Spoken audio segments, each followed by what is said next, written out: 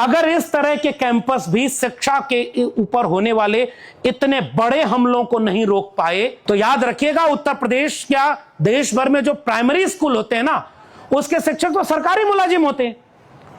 उनको तो सरकार के खिलाफ एक लाइन बोलने पर सस्पेंड हो जाएंगे। तो प्राइमरी एजुकेशन कौन बचाएगा? वो जो गरीब आदमी जिसका बच्चा झोले में थाली लेकर जाता है कि मिड डे मील का खाना मिलेगा, वहां ना शिक्षक है ना कुछ है। 2 लाख पद खाली पड़े उत्तर प्रदेश में, भर्ती नहीं निकल रही। 2018 से क्या कर लेंगे आप? मैंने अपनी किताब प्रोफेसर की डायरी में बाकायदा उस पर चैप्टर लिखे हैं कि देश भर के कैंपस में जातिगत उत्पीड़न बढ़ रहा है। उस समय पूरे देश के लोग ये नारा लगा रहे थे। मैं हैरान हूं ये देख करके कि तब कोई टीवी पर बैठ करके ये नहीं कह रहा था कि इसमें तो सामान्य वर्ग के लोग नहीं है, हमारा उत्पीड़न होगा तो कहां जाएंगे। और वही लोग कहते हैं जो कल्चरल हेजेमनी से विश्वविद्यालय में भी 90% है, मीडिया में तो 99% है, और आज वो कह रहे हैं कि ये भेदभाव बढ़ाने वाला है। ऐसे वक्त में मिलॉर्ड को याद कर रहा हूं, जिन मिलॉर्ड ने पिछली बार कहा था कि यूजीसी रेगुलेशन जो 2012 में बनाया गया था वो कमजोर है, रोहित वेमुला को रोक नहीं पाया, बचा नहीं पाया, पायल तडवी को बचा नहीं पाया, सख्त बनाओ। और सख्त बना दिया तो कहे कि इतना सख्त बना दिया कि कैंपस भेदभावकारी हो गया। इस तर्क से तो कल को आप कहोगे SC ST atrocity prevention act को एक PIL कोई करेगा सुप्रीम कोर्ट में और कहेगा कि यह भी भेदभावकारी है, उसको भी रुकवा दो। और वहीं कोई अगला चीफ जस्टिस ऑफ इंडिया वो कह देंगे कि हां अब तो जातिगत उत्पीड़न सबके साथ होता है, SC ST एक्ट को हटा दो। तीसरा कोई PIL दायर करेगा कि SC ST OBC को जो रिजर्वेशन मिलता है अब तो वो गैर बराबरी को बनाने वाला है, जातिगत भेदभाव बढ़ा रहा है। अब भारत में कोई गैर बराबरी नहीं है। मैं सर जिस जाति से आता हूं उस जाति के लोग OBC में अपने को थोड़ा ताकतवर भी समझते हैं। 15 साल से उसमें एक व्यक्ति कथा कहता था, चोटी रखाए हुए था, उसकी कटवा दी चोटी इस बात के लिए कि तू अपनी जाति छिपाकर कथा कैसे कह सकता है। और मध्य प्रदेश में कहा कि आज चोटी रखे हो कल कथा। ये आपके देश की हकीकत है। समाज में आपके यहां भेदभाव गैर बराबरी इतना बढ़ रही है और कैंपस में उस भेदभाव को रोकने के लिए जो पॉलिसी बनी उसको रोक दिया। एक भी विद्यार्थी के साथ अगर कैंपस में कोई भेदभाव हो तो उसके लिए 10 कमेटी है। और मैं तो कह रहा हूं कि सरकार अगर इतनी हितैषी है तो 1-2 कमेटी सेपरेट बना दे। एक में कास्ट बेस्ड एट्रोसिटी और डिस्क्रिमिनेशन को रोकने के लिए क्लॉज बनाए, बाकी में दूसरे तरह के प्रावधान कर दे। अगर सरकार हिमायती होती तो उनका सॉलिसिटर जनरल और अटॉर्नी जनरल खड़ा होकर कहता कि ये गजट नोटिफिकेशन भारत सरकार का है और हमने न्याय के लिए SC ST OBC को न्याय दिलाने के लिए बनाया। रोक मत लगाइए, हमको बताइए क्या सुधार करना है, हम एनेक्स इसमें जोड़ देंगे। वहां वकील, उनका सरकारी वकील बोला ही नहीं, जो मिला है वही छीन लिया। तो जो चाहिए था उसकी लड़ाई ही कभी खड़ी नहीं हो पाएगी। फेलोशिप बंद कर रहे हैं उत्तर प्रदेश से लेकर के जहां जहां उनकी हुकूमत है। एक बार पता लगा के देखिए, सबसे पहले बंद हुई फेलोशिप OBC की। और हमें अब गांव गांव के लोगों को एक पैगाम देना होगा कि गांव से लोग चल करके पहली बार कैंपस आए। अब तो ये डाइवर्सिटी खत्म हो जाएगी कैंपस में, केवल ताकतवर लोगों के बच्चे यहां पर पहुंचेंगे, बाकी के लिए शिक्षा खत्म।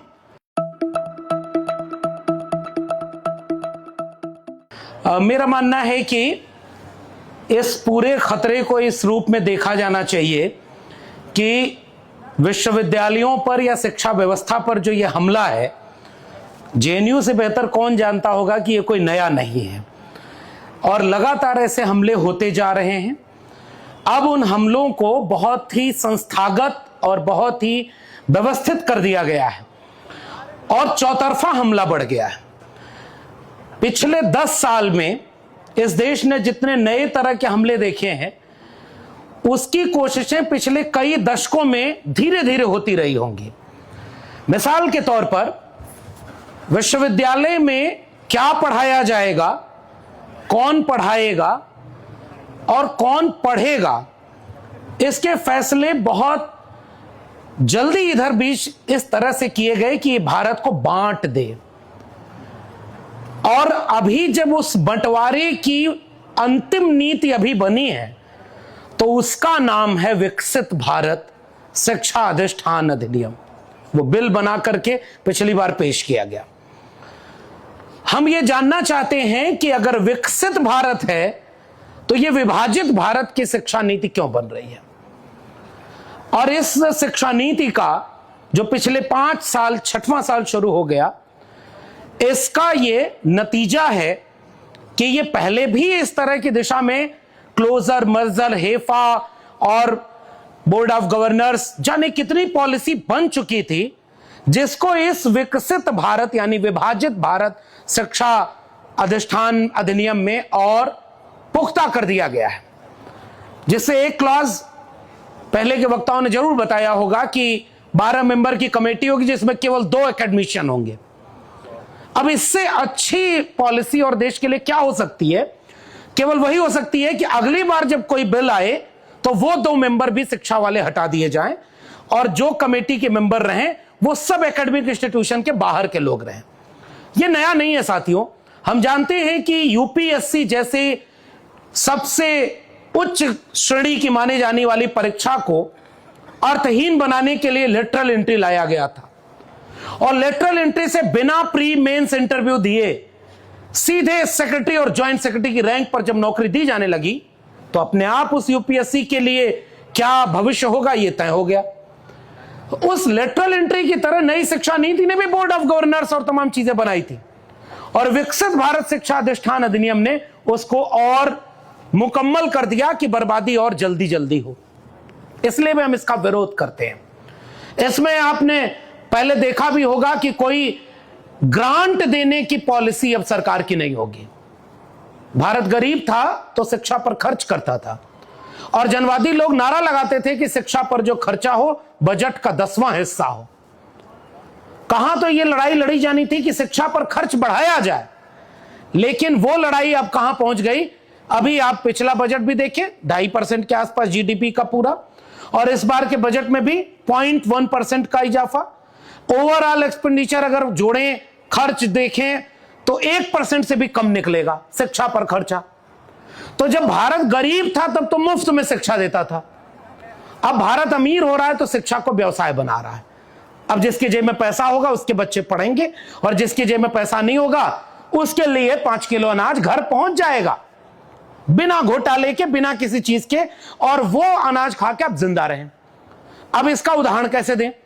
मैंने अपनी किताब प्रोफेसर की डायरी में भी ये बात बहुत व्यवस्थित तरीके से लिखी और अब तो वो और मुखर होकर के दिख रही है कि सेल्फ फाइनेंस कोर्सेज हमारे दिल्ली विश्वविद्यालय में खुला एक बार जब उसमें कॉमनवेल्थ गेम के लिए एक बड़ा स्टेडियम बनाया गया था विश्वविद्यालय में, और गेम हो गया। उसके बाद लगा कि अब इस स्टेडियम का क्या उपयोग किया जाए, तो उस स्टेडियम का उपयोग करने के लिए कुछ नए कोर्स डिजाइन किए गए, क्लस्टर इनोवेशन सेंटर बनाया गया। वो देखने में इतने शानदार थे कि अगर वो उनके बायोलॉजी को पढ़ लें, उनके स्ट्रक्चर को पढ़ लें, तो हो सकता है आपको लगे कि वो हार्वर्ड और कैम्ब्रिज भी इस तरह का कोर्स डिजाइन नहीं कर पाए होंगे। लेकिन वो शुरुआत थी जब उस तरह के कोर्स बनाए गए। 50,000 से शुरुआत थी उनके फीस की। तो ये जो गवर्नमेंट एजुकेशन है इस पर यह व्यवस्थित हमले की तरह इसको देखा जाना चाहिए। प्राइमरी एजुकेशन में हम देखते हैं, हम जानते हैं, मैं तो उसी उत्तर प्रदेश से आता हूं जहां धर्म का शासन है। वहां के मुख्यमंत्री को भी आप देख के कहेंगे कि वो बिल्कुल धार्मिक व्यक्ति हैं, उनसे कोई गलती, कोई अच्छी, कोई ऐसी गलत चीज उनके जबान पर नहीं आ सकती। वो बहुत संत महात्मा योगी हैं। 27,000 स्कूल बंद किए गए। 2019 से 2023 का आंकड़ा है कि 26,000 बंद कर दिए गए थे और पिछले साल जुलाई से लेकर के बाद के महीनों में 27,000 और बंद किए जाने थे। और नियम वही बना था कि 50 से कम विद्यार्थी जहां होंगे वो स्कूल क्लोज या मर्ज कर दिया जाएगा। तो मर्जर कहा गया, उसको बंद नहीं किया। उसके बाद जब वो 50 से घटते घटते 20 फिर 10 आ गया, जो लोगों ने कहा कि नहीं स्कूल बंद नहीं करेंगे, सब पर मुकदमा हुआ है कि आप संविधान की प्रतियां जला लो, मुकदमा नहीं होगा। दूसरा संविधान बना करके देश में सेमिनार करके बताओ कि ये नया संविधान अब भारत इससे चलेगा, तब भी मुकदमा नहीं होगा। लेकिन तुम स्कूल बंद करने से रोकने का काम क्यों कर रहे हो? सरकारी काम में बाधा। और वो क्लोजर मर्जर की पॉलिसी उसी एनईपी की देन है। और आप आंकड़े देखिए, भारत सरकार ने बताया कि तकरीबन 1.5 लाख सरकारी स्कूल बंद कर दिए गए। अभी मैं कल एक आंकड़ा देख रहा था सर, इस बार संसद में सरकार ने जवाब दिया है कि प्राइवेट स्कूलों की संख्या जिस अनुपात में बढ़ी है उससे उसी अनुपात में सरकारी स्कूलों की संख्या घटी है।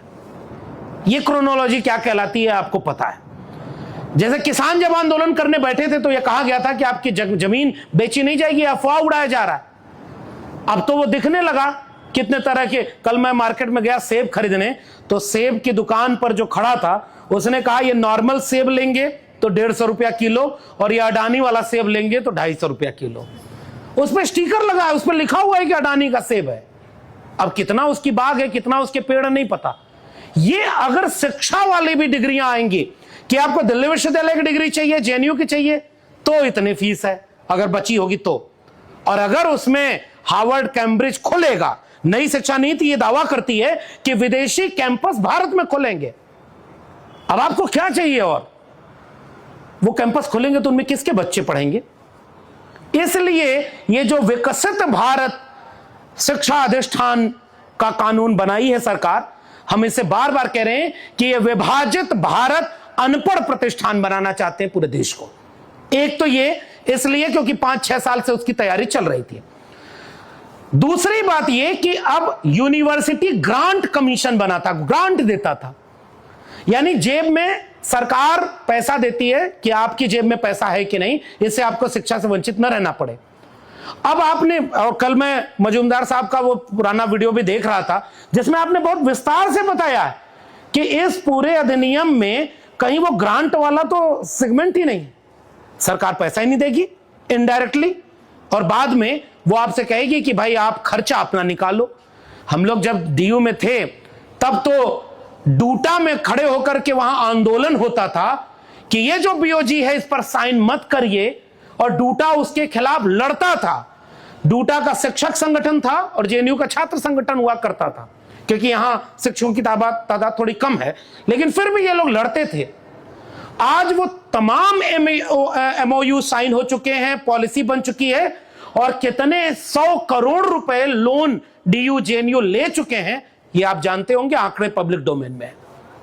तो लोन भरना पड़ेगा, और लोन भरेंगे तो कैसे भरेंगे, इसका साफ तौर पर पैमाना इस देश में तय हो चुका है। तो ग्रांट तो खत्म, अब पैसा सरकार नहीं देगी शिक्षा के लिए। उसके बाद वो यूजीसी रेगुलेशन 2026 ले आते हैं, जो आज के इस कार्यक्रम में भी एक शामिल मुद्दा था। इसी जवाहरलाल नेहरू विश्वविद्यालय में 2016 की वो सर्द रातें मुझे याद है, जब यहां जवाहरलाल नेहरू विश्वविद्यालय छात्र संघ रोहित वेमुला को न्याय दिलाने के लिए संघर्ष करता था, तो अक्सर हम लोग डीयू से उस संघर्ष में शामिल होने जेएनयू आया करते थे। और उसी दरमियान वैसा हमला हुआ था जैसा हमला आज जेएनयू एसयू के ऊपर हुआ है। अब की तो हमला और बड़ा हो गया है कि चुने हुए आपके सारे प्रतिनिधियों को ही कहा जा रहा है कि अब आप कैंपस में नहीं घुस सकते, अब आप कैंपस में नहीं आ सकते। तो रोहित एक्ट लागू करने के लिए इस देश में सड़कों पर आंदोलन हुआ, और जंतर मंतर से लेकर के कनॉट प्लेस तक एक बड़ा मार्च निकाला गया था जिसमें हम लोग शामिल रहे। मैंने अपनी किताब प्रोफेसर की डायरी में बाकायदा उस पर चैप्टर लिखे हैं कि देश भर के कैंपस में जातिगत उत्पीड़न बढ़ रहा है। उस समय पूरे देश के लोग ये नारा लगा रहे थे। मैं हैरान हूं ये देख करके कि तब कोई टीवी पर बैठ करके ये नहीं कह रहा था कि इसमें तो सामान्य वर्ग के लोग नहीं हो, हमारा उत्पीड़न होगा तो कहां जाएंगे। अब तो वो 10 साल बीता है और तर्क बदल गया। आज साफ तौर पर कहा गया कि ये यूजीसी रेगुलेशन, और बड़े बड़े सांसद, मैं एक सांसद का सुन रहा था जो पहले कांग्रेस में हुआ करती थी फिर शिवसेना में चली गई, नाम नहीं लूंगा। आप सोचिए कि वो राज्यसभा में खड़ी होकर के कह रही है थैंक यू सुप्रीम कोर्ट कि सरकार ने जो कैंपस में विद्यार्थियों को बांटने के लिए यूजीसी रेगुलेशन 2026 बनाया था उसको रोक दिया आपने। ये चुनी हुई सांसद कह रही हैं जो बहुत अच्छे इंस्टीट्यूट से पढ़ी होंगी, और बीजेपी से लड़ने के सामने उनको कहा जाता था कि ये प्रोग्रेसिव हैं, ये हमारे खेमे की हैं। वो मुझे राहत इंदौरी का शेर याद आता है कि भीतर का जहर चूम लिया धुल के आ गए, जितने शरीफ लोग थे सब खुल के आ गए। तमाम शरीफ लोगों का चोला उतर गया, और वो केवल टेलीविजन चैनल पर एंकर बनकर के नहीं बैठे थे कि हमारे ऊपर जातिवादी शोषण होगा तो हम कहां जाएंगे, हमें तो विलन बना दिया।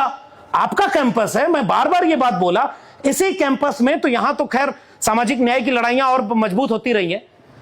जीएस सेल बना है ना, यहां पे जीएस कैश बना हुआ है, वुमेन सेल बना हुआ है, और तमाम तरह के इस तरह के प्रावधान है। पुरुषों का आंदोलन कल को हो जाएगा, कि आप पुरुषों का अन्याय होगा तो कोई सेल नहीं बना रहे। इस तर्क से यूजीसी रेगुलेशन 2026 का विरोध किया गया। बड़े बड़े लोगों ने विरोध किया, पत्रकारों ने विरोध किया। एक न्यूज 24 का पत्रकार है और खुद बनी, मैं उसकी जात का नाम इसलिए ले रहा हूं क्योंकि अपने शो में उसने बोला है, मैं उसका अपमान नहीं कर रहा हूं। हम तो बाबा साहब अंबेडकर के मानने वाले हैं कि संविधान बनने के पहले जाति से सत्ता, संसाधन और सम्मान तय होता था। संविधान बनने के बाद एक भरोसा दिलाया गया कि जाति से सत्ता, संसाधन और सम्मान नहीं तय होगा। तो किसी की जाति पर हम कोई टिप्पणी इस तरह नहीं कर रहे हैं, लेकिन उस व्यक्ति ने न्यूज 24 का एंकर कह रहा मैं भी बनिया और पैनलिस्ट साहब आप भी बनिया। दिल पर हाथ रख के बोलिए कि बताओ आपको बनिया होने के नाते जातिगत भेदभाव शिकार होना पड़ा कि नहीं। आप गूगल कर लीजिएगा।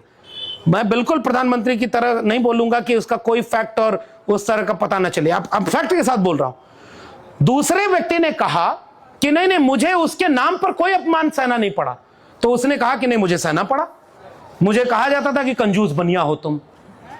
अब आप सोचिए, इतना बड़ा अपमान सुनकर सहकर वो लोग बैठे थे, यूजीसी रेगुलेशन 2026 का इंतजार कर रहे थे। और इसलिए मैं ये बात हैरान हूं कि तर्क बदल गए साहब। विश्वविद्यालय में हम इस पर चिंता नहीं जाहिर करेंगे तो गांव के व्यक्ति को तो समझ में नहीं आ रहा कि ये हुआ क्या था। सुप्रीम कोर्ट के कहने पर आपने एक प्रावधान बनाया, अचानक सड़क पर आंदोलन हुआ, टीवी डिबेट हुई, उसी आंदोलन पर टीवी डिबेट हुई थी। उसके बाद पिछले एक हफ्ते से देश भर के कैंपस में यूजीसी रेगुलेशन के सपोर्ट में आंदोलन हो रहा है। एक टीवी डिबेट आपने कहीं देखी हो तो दिखा दीजिए। और वही लोग कहते हैं जो कल्चरल हेजेमनी से विश्वविद्यालय में भी 90% है, मीडिया में तो 99% है, और आज वो कह रहे हैं कि ये भेदभाव बढ़ाने वाला है।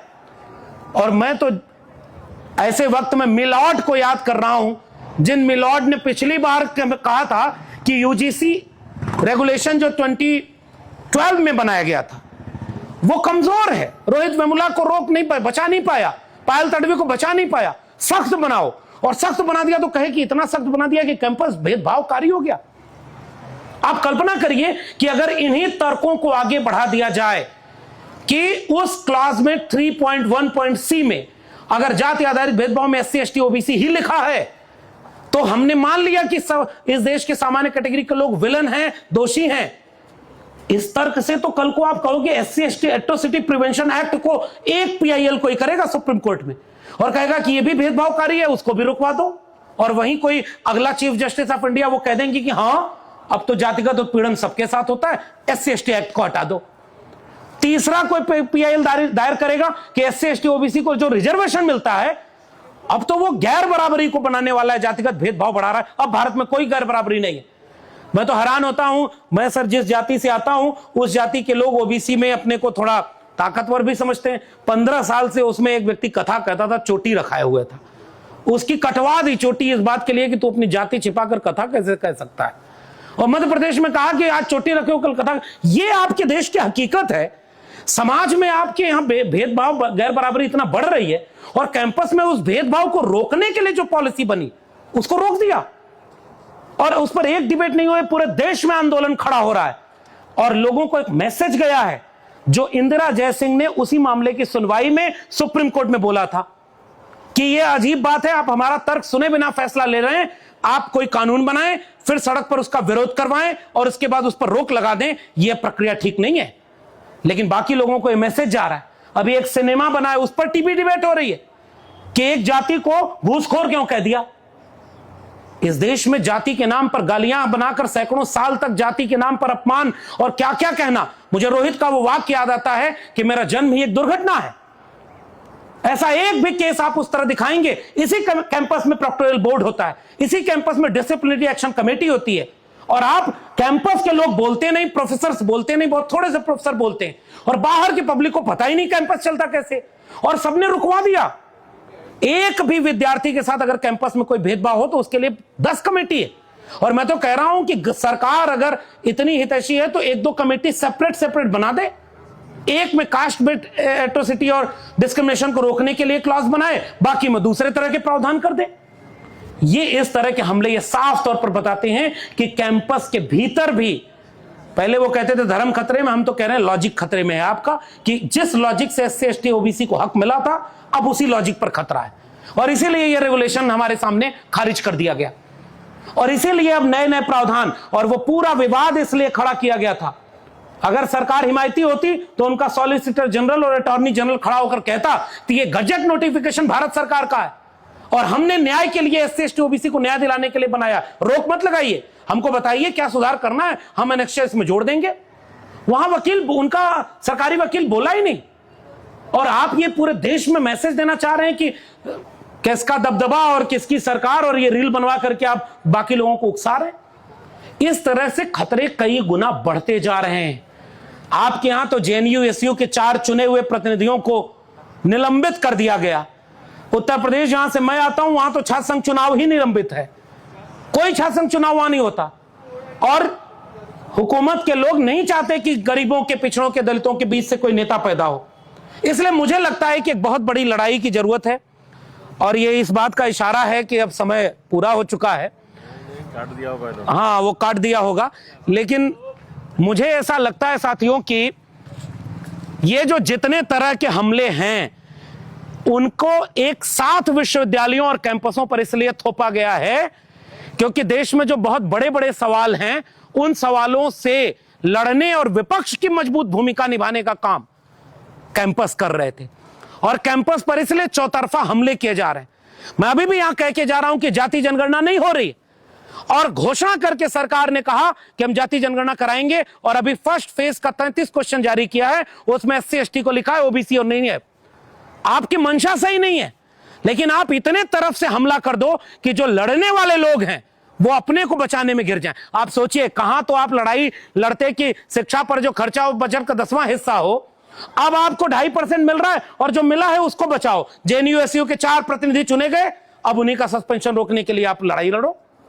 जो मिला है वही छीन लिया, तो जो चाहिए था उसकी लड़ाई ही कभी खड़ी नहीं हो पाएगी। फेलोशिप बंद कर रहे हैं उत्तर प्रदेश से लेकर के जहां जहां उनकी हुकूमत है। एक बार पता लगा कि देखिए, सबसे पहले बंद हुई फेलोशिप OBC की, शेड्यूल कास्ट और शेड्यूल ट्राइब की जो फेलोशिप है वो लगभग आधी हो गई है। जाति देख करके वहां फेलोशिप आती है, अगर आप B.Ed और तमाम तरह के जहां पर स्कॉलरशिप आती है उनका आंकड़े निकालें तो आप उधर लड़ाई नहीं ले जा पाते, इसलिए आपके ऊपर चौतरफा हमला कर दिया गया। इसलिए अभी की लड़ाई कैंपस ही लड़ सकता है। मैं आखिर में, चूंकि वक्त बहुत ज्यादा हो गया है, आज आपकी इस मुहिम से अपनी सहमति जताते हुए मैं ये गुजारिश करना चाहता हूं कि चाहे वो DU हो या JNU हो, अगर इस तरह के कैंपस भी शिक्षा के ऊपर होने वाले इतने बड़े हमलों को नहीं रोक पाए तो याद रखिएगा, उत्तर प्रदेश क्या देश भर में जो प्राइमरी स्कूल होते हैं ना, उसके शिक्षक तो सरकारी मुलाजिम होते हैं, उनको तो सरकार के खिलाफ एक लाइन बोलने पर सस्पेंड हो जाएंगे। तो प्राइमरी एजुकेशन कौन बचाएगा? वो जो गरीब आदमी जिसका बच्चा झोले में थाली लेकर जाता है कि मिड डे मील का खाना मिलेगा, वहां न शिक्षक है न कुछ है। 2 लाख पद खाली पड़े उत्तर प्रदेश में, भर्ती नहीं निकल रही। 2018 से क्या कर लेंगे आप? ये हो रहा है। तो माध्यमिक शिक्षक में भी वो सरकारी मुलाजिम होते हैं, तो हायर एजुकेशन के जो प्रोफेसर होते हैं, हायर एजुकेशन के जो स्टूडेंट होते हैं, रिसर्चर होते हैं, उन्हीं को एक तो समझदारी भी होती है कि वो व्यापक स्तर पर हमलों को पहचान पाए, और दूसरा उनको अभी तक तो ऑटोनॉमी है। सर बैठे हुए हैं, जानते होंगे कि जो ब्यूरोक्रेसी पर नियम बनाए गए थे वही प्रोफेसर पर थोपे जाने वाले थे कि प्रोफेसर भी सरकार की आलोचना नहीं कर सकता। अभी तो रुका है किसी तरह, फिर तो प्रोफेसर भी नहीं बोल पाएगा। तो सारे प्रोफेसर, सारे वाइस चांसलर उन्हीं के हां में हां मिलाएंगे। इसलिए इस बड़े खतरे को एक बड़ी एका बना करके एक बड़ी लड़ाई में तब्दील करना होगा। JNU SU के जितने भी साथियों को निलंबित या उनको तो अब रेस्ट्रिकेट कर दिया गया है, उस लड़ाई को मुझे उम्मीद है कि JNU के लोग खुद लड़ करके कम से कम अपने इस लड़ाई को, अपनी निजी लड़ाई को तो लड़ लेंगे, जो कि असल में उनकी निजी नहीं है।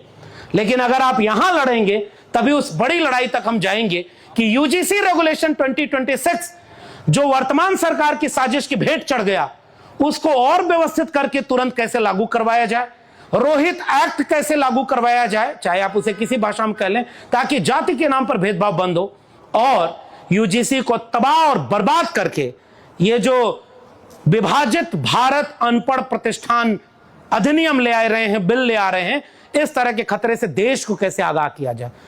और हमें अब गांव गांव के लोगों को एक पैगाम देना होगा कि गांव से लोग चल करके पहली बार कैंपस आए। अब तो ये डाइवर्सिटी खत्म हो जाएगी कैंपस में, केवल ताकतवर लोगों के बच्चे यहां पर पहुंचेंगे, बाकी के लिए शिक्षा खत्म। और इसलिए मैं ये गुजारिश करके जा रहा हूं कि एक बड़ी लड़ाई की जरूरत है जो कलम और किताब बचाने की हो, और ऐसे दौर में जरूरत है जब उनकी हुकूमत के इशारे पर तलवार बांटी जा रही हो। हम हर हाथ में कलम देखने के सपने के साथ इस लड़ाई में शामिल होंगे और उम्मीद करेंगे कि हम कलम और किताब बचाएंगे, सरकारी शिक्षा, सार्वजनिक शिक्षा बचाएंगे, देश के संविधान और लोकतंत्र को बचाएंगे। इसी उम्मीद के साथ आप सबको क्रांतिकारी इस्तकबाल। जय भीम, जय मंडल, जय संविधान, इंकलाब जिंदाबाद।